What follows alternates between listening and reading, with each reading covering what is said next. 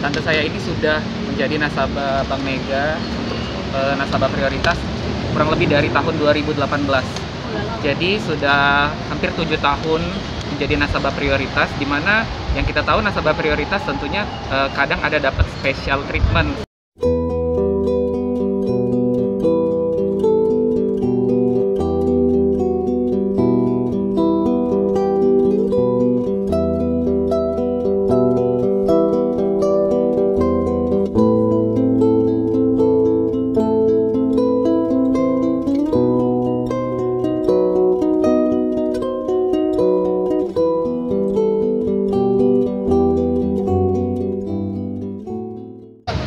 Bismillahirrahmanirrahim. Assalamualaikum warahmatullahi wabarakatuh. Selamat siang, salam sejahtera buat rekan-rekan media. Sekali lagi terima kasih kepada rekan-rekan media yang ada di Kota Palembang, media cetak, media TV dan online. Pertama-tama saya perkenalkan diri saya dulu. Nama saya Afdal Muhammad, selaku kuasa hukum dari Ibu Nurjana, ya, salah seorang nasabah dari Bank Mega di Kota Palembang. Korban dari penggelapan dana sebesar 1,8 miliar yang dilakukan oleh seorang oknum kepala cabang pembantu Bank Mega di Palembang. Jadi yang bersangkutan itu sampai sekarang, hari ini saya cek, itu sudah tidak masuk kantor lagi sejak tanggal 15 Mei 2025. Hari ini sudah tanggal 4 Juni ya 2025. Memakai aplikasi M-Banking tadi, RTGS. Jadi berpindahlah uang itu 200 juta di bulan Maret. Lalu pada tanggal 15 Mei 2025 Nurjana didatangi oleh pihaknya Bank Mega, karena Nurjana berencana ingin menarik dana tersebut tanggal 15 itu. Tetapi tanggal 15 tersebut yang bersangkutan kepala cabang pembantu itu mengatakan dana tersebut sudah saya pindahkan dari Bank Mega ke Alobank dan saya bertanggung jawab akan mengembalikan dana tersebut, maksudnya tanggung jawab dari Pak Bangga. Akan tetapi yang bersangkutan pada sore harinya sudah tidak masuk kantor lagi. Sore harinya kan kita absensi, dia sudah nggak masuk kantor lagi. Di tanggal 16 Mei sudah menghilang, 16/2025. Lalu 16/2025 Ibu Nurjana membuat laporan di Polda diterima di Krimsus. Udah masuk laporannya. Sampai sekarang hari ini dan kemarin saya sudah cek ke Bank Mega, yang bersangkutan oknum DS ini dari Bank Mega ini selaku kepala cabang pembantu sudah tidak ada lagi di Kota Palembang. Seluruh keluarganya juga, anak bini juga udah nggak ada lagi di sini.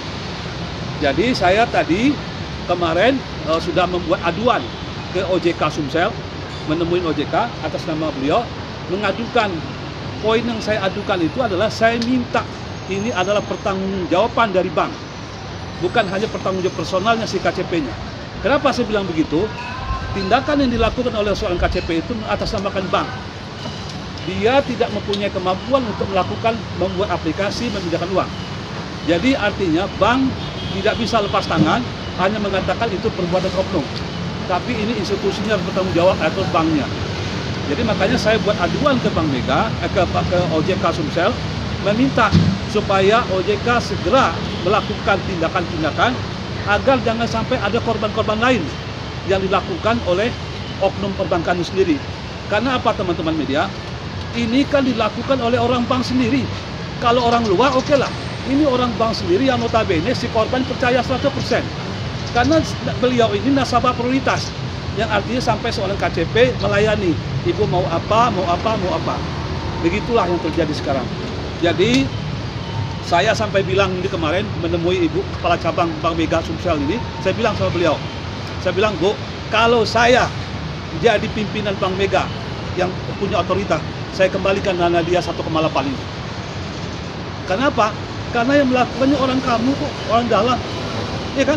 Kasihan beliau ini. Itu duit dari sanak saudaranya dititipin, ditaruh di deposito. Jadi itu teman-teman media, saya berharap artinya Bank Mega untuk segera memberikan tanggung jawab lah kepada yang bersangkutan mengembalikan dana ini. Karena itu yang kita minta. Soal nanti perbuatan dilakukan oleh si oknum tersebut, ya silakanlah, lanjutinlah kan gitu. Nah, kenapa tuh? Jadi jangan sampai dengan teknologi ini memperdaya orang lain. Ini kan artinya kita m-banking mempermudah ya. Tapi diperdayalah dia. Yang pertama dilakukannya di bulan Maret, di tanggal 26 Maret 2025, sebesar 200 juta. Lalu di tanggal 15 April 2025, sebesar 1,6 M. Oke, berarti dalam tahun 2025. Iya. Nah, di startingnya tuh di bulan Maret. Waktu itu ibu ini sendirian, nggak ada anaknya? Nggak ada. Nggak ada, ibu Nggak ada. sendirian. Jadi rekan-rekan media ya, waktu saya menghubungi pihak Bank Mega, dia juga menyampaikan ke saya, Pak, itu mutasinya benar semuanya dari Nurjana kepada Nurjana. Oke ya, oke Bu, tunggu saya di Palembang, saya akan datang. Saya datang, saya bawa dia. Ini orang, ini nggak ngerti main handphone.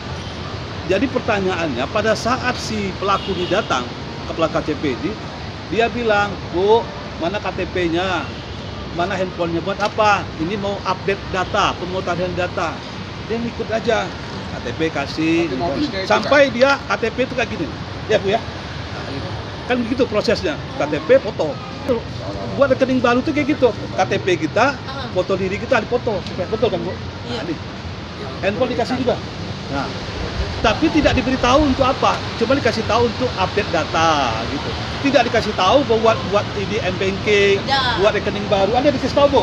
Nah, nggak ada, dengar ya, nggak ada sama sekali dikasih tahu. Jadi artinya beliau ini saking polosnya, menurut aja apa yang diminta oleh si Pak, yang bersangkutan saat ini masih bekerja di Bank Mega atau sudah berhenti?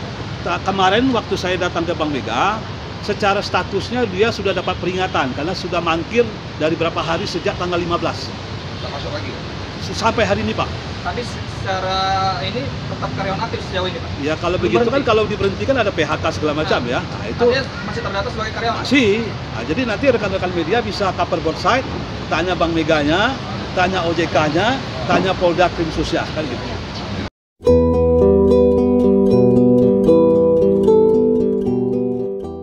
Kami juga membawa dari Yayasan Lembaga Konsumen Indonesia.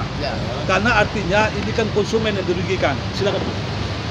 Assalamualaikum warahmatullahi wabarakatuh. Waalaikumsalam. Perkenalkan, nama saya Ibu Andriani Susilawati, Sarjana Hukum. Dalam hal ini saya selaku mewakili klien kita dari Bapak Abdul. Ini ranah ini sangat menarik sekali bagi saya karena ini saya baru dapat laporan singkat ya, sekilas kan saya ditelepon oleh beliau untuk menemui Bapak. Nah, dalam hal ini sesuatu ini yang menyangkut konsumen ya. Saya sendiri kalau menurut perlindungan konsumen, jadi hak-hak seorang konsumen itu adalah mendapatkan informasi yang jelas ya. Sedangkan klien kita ini tidak mendapatkan informasi yang jelas, jujur kan dari debitur.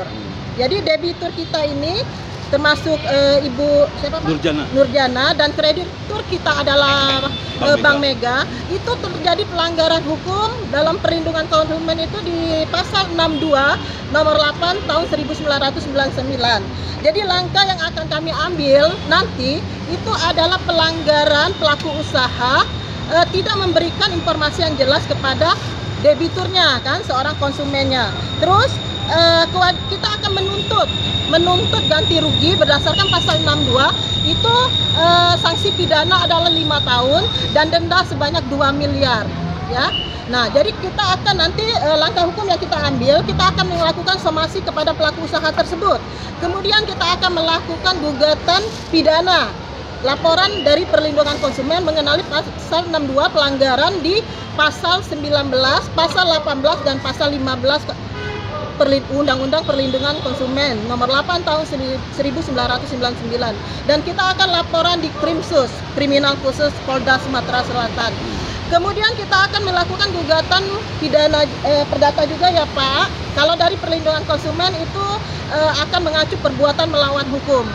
Itulah langkah yang akan kami ambil sebagai Yayasan Perlindungan Konsumen dari Yayasan Perjuangan Amanat Rakyat Malang. Terima kasih.